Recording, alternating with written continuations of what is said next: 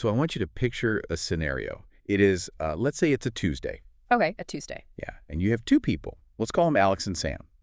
And on paper, they look pretty much identical. Right, same age, similar background. Exactly. Same age, maybe they both work similar mid-level jobs, they drive similar cars. And on this particular Tuesday, they both make the exact same mistake. Okay, what happens? Let's say they both blow a tire on the highway on the way to a really critical morning meeting. So it's the exact same inciting incident, same stress level. Theoretically, yes. But here is the mystery. For Alex, this is just a bad morning. They're stressed, they sweat a little, they get to work late, they apologize. Right.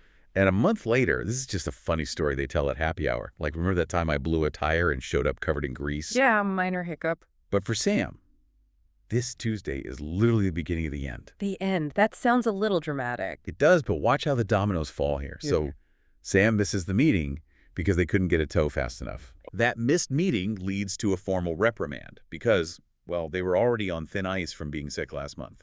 Oh, I see where this is going. Right. The repair bill for the tire means they can't pay their phone bill, so the phone gets cut off. Now they miss a call from a key client. You see the spiral. I do. It's a complete spiral. Exactly.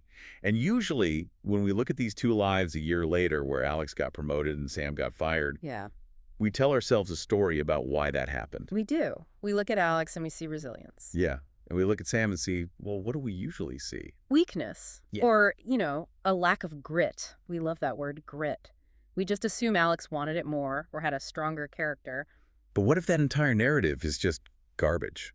Or at least, what if it's completely missing the most important variable in the equation?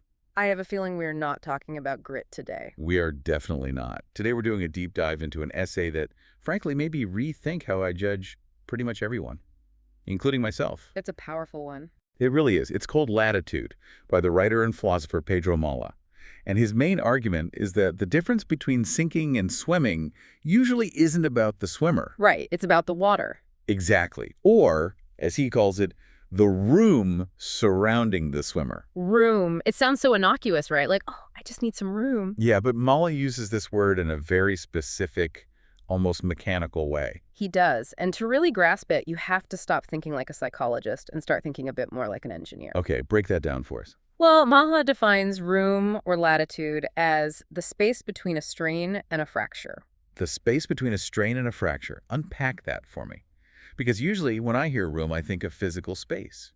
Or maybe having some free time. Think about materials instead. Let's say you have a piece of rubber and a piece of glass. Okay. And you apply the exact same amount of pressure to both of them. What happens? The rubber bends. It absorbs the shock. Right. Because it has room to deform and then just snap back to its original shape. And the glass shatters. Exactly.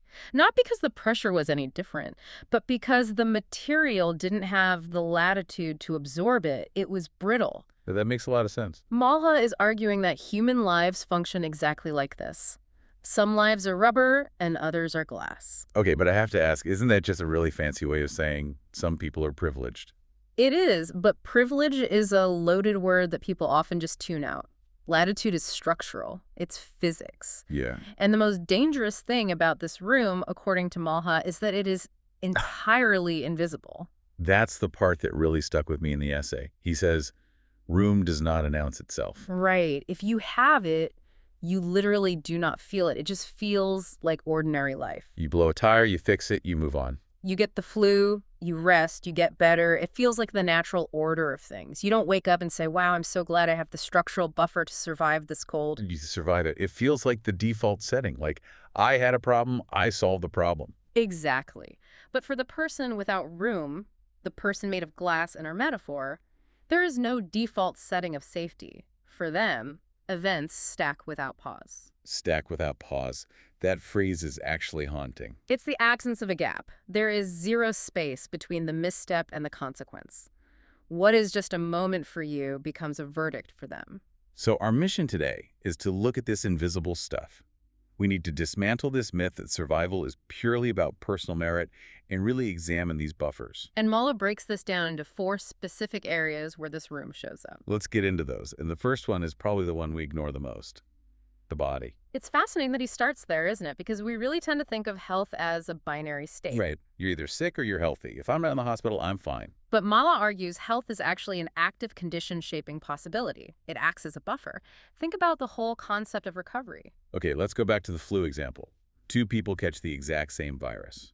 Right. If you have physical latitude, your body is a system that can deviate from the norm and then return to baseline. You get sick, you feel terrible for 3 days, you sleep it off, and by next Monday, you're back at 100%. And because you're back at 100%, what can you do? I can work hard again.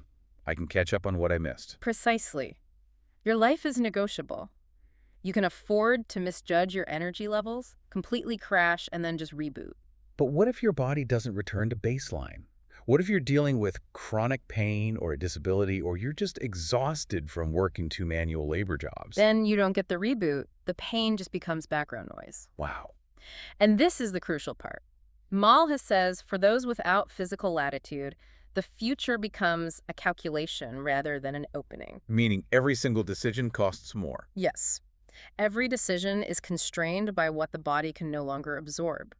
Think about something really simple, like staying late at work to impress the boss. For a healthy person with high energy, that's just a choice. They think, sure, I'll order a pizza and power through this project. But for someone without that buffer, that is an actual physical risk. It might mean they literally cannot function the next day. It might mean a flare-up of a condition that puts them out for a full week, so they have to say no. And what does the boss see when they say no? The boss sees someone who isn't a team player, someone who lacks drive. Exactly. We judge the output. They didn't stay late without seeing the massive internal cost calculation that went into that decision. The world does not slow down to match your physical elasticity. Expectations remain static, even if your capacity to meet them is incredibly brittle. That is depressing. It's like we're running a race, but some people are in high-end running shoes and others are on concrete boots. We're just looking at the stopwatch saying, why are you so slow? And then praising the person in the running shoes for their superior technique. Okay, let's pivot to the second manifestation of room. This is the big one. Money. But wait, before we get into it, obviously money makes life easier. I don't need a philosopher to explain that it's better to be rich than poor. That is a fair point. But Mala isn't really interested in purchasing power here. He's not talking about buying Ferraris or mansions. What's he talking about then? He's talking about how money changes the physics of time. Time. How does money buy time aside from, I don't know, hiring someone to clean your house? Go back to your tire example from the beginning, the blown tire. If you have money, what actually happens in that moment? I call a service, maybe I catch an Uber to work while they tow the car to the shop. I pay the bill over the phone later. Right, so the timeline of your life, it barely hiccups. You still get to the meeting, you still get home for dinner. The money acted as a shock absorber. It converted a catastrophe into a minor inconvenience. It bought you latency, it created this necessary distance between the mistake hitting the pothole and the full impact of that mistake. But if you don't have the money, The process stops dead. You are stuck on the side of the road. and because you're stuck, you lose the hours, you lose the wages. Consequences arrive immediately. There is absolutely no delay. Mala writes that poverty accelerates life in the wrong direction. That makes so much sense. We usually think of poverty as a lack of stuff, but it's really a lack of time. You're constantly forced to react. You are in a permanent state of emergency response, and here is where it gets really unfair. Okay. When you are constantly reacting to immediate crises, you cannot plan for the long term. You cannot invest in yourself or think strategically when you are just trying to figure out how to pay for a tire right now. And then society looks at those people and says, wow, they make such short-sighted decisions. We judge their decision-making as a character flaw, rather than seeing it as a necessary survival tactic imposed by the total lack of a financial buffer. Because wealth allows you to be patient. It does. It allows you to wait for the right job, the right investment, the right moment. Poverty demands you take the very first thing offered, even if it's a terrible deal. Because you literally don't have the room to say no. You don't have the latitude to negotiate your own life. This connects so naturally to the third area Mala talks about. We've done body and money, which are pretty tangible. But this next one is psychological. He talks about families. This section honestly hit me the hardest. He introduces this concept of emotional elasticity. What does that look like in practice? An elastic family. Well, imagine a teenager who messes up. They get caught shoplifting, or they completely fail a class, or they have a massive emotional outburst at a holiday dinner. Happens all the time. Right. In a family with room, what happens next? There's yelling, maybe. There's some sort of punishment. Yeah. But at the end of the day, they're still part of the family. Yes. The relationship stretches to accommodate the stress, but it doesn't tear. There's a built-in mechanism for repair. The message is, we love you, you messed up, let's fix it.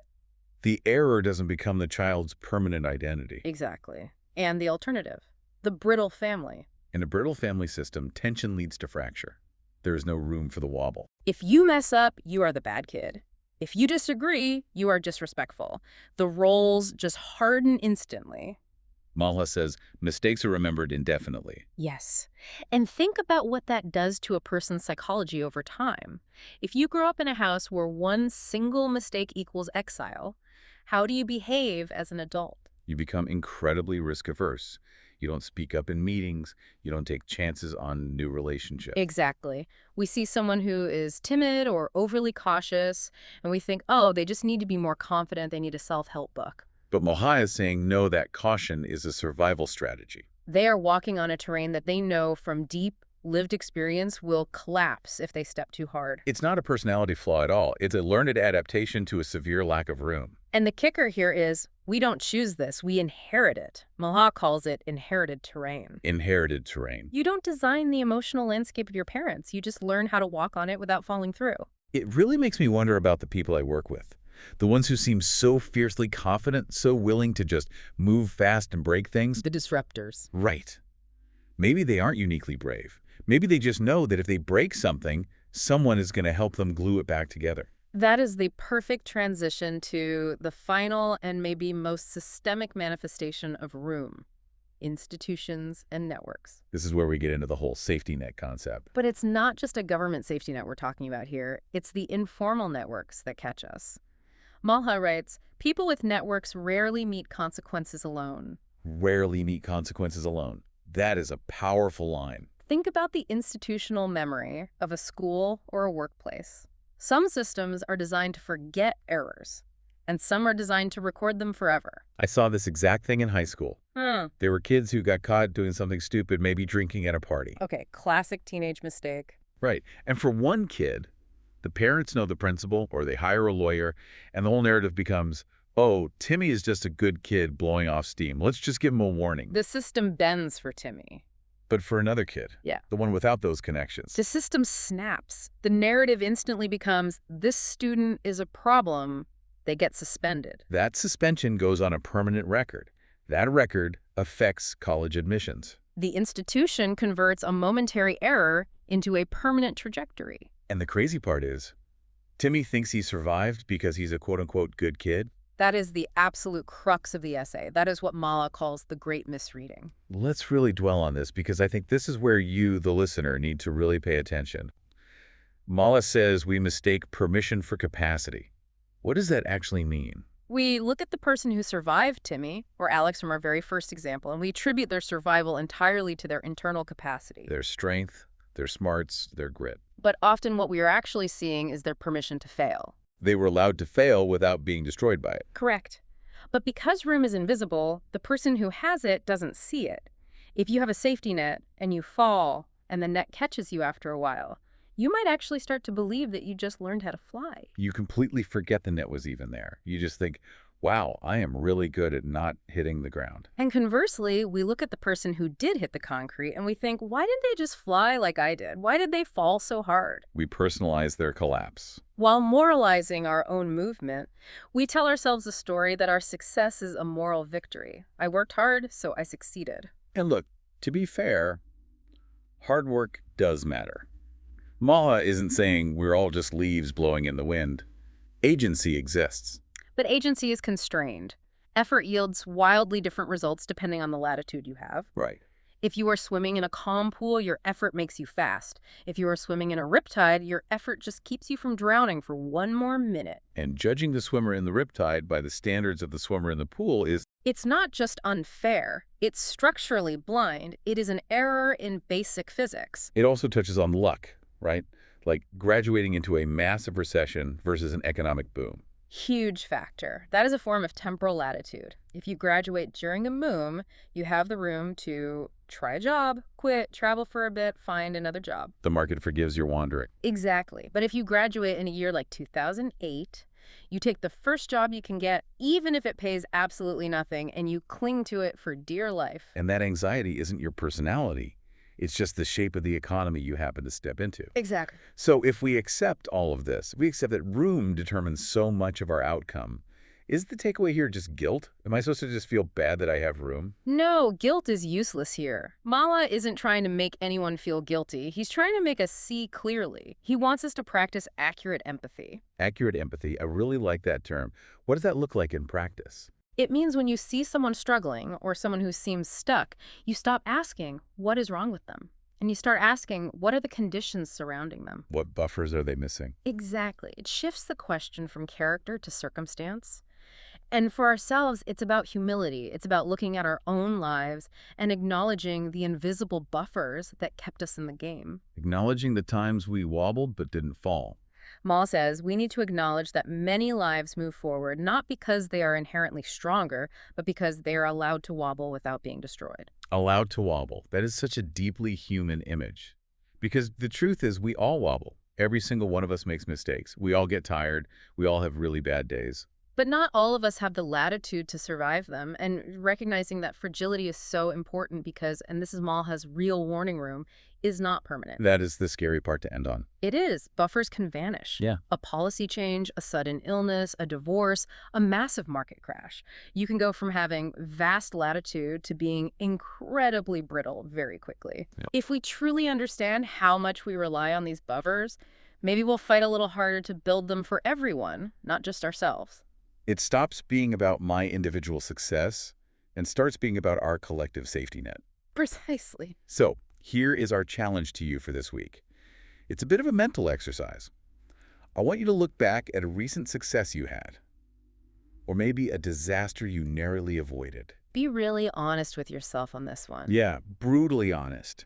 Ask yourself, how much of that outcome was you, your grit, your brilliance, and how much of it was simply the room you had? The fact that you had the money to fix the problem, or the friend who made the phone call, or the body that just bounced back. And then look at the people around you, who is currently walking a tightrope with no net at all, who is operating in a world where every single decision is a final verdict. Because once you start seeing the room or the lack of it, you really can't unsee it. And maybe, just maybe, it'll make you a little less quick to judge the fall. And a little more willing to help weave the net. Thanks for diving in with us. We'll see you next time. Take care.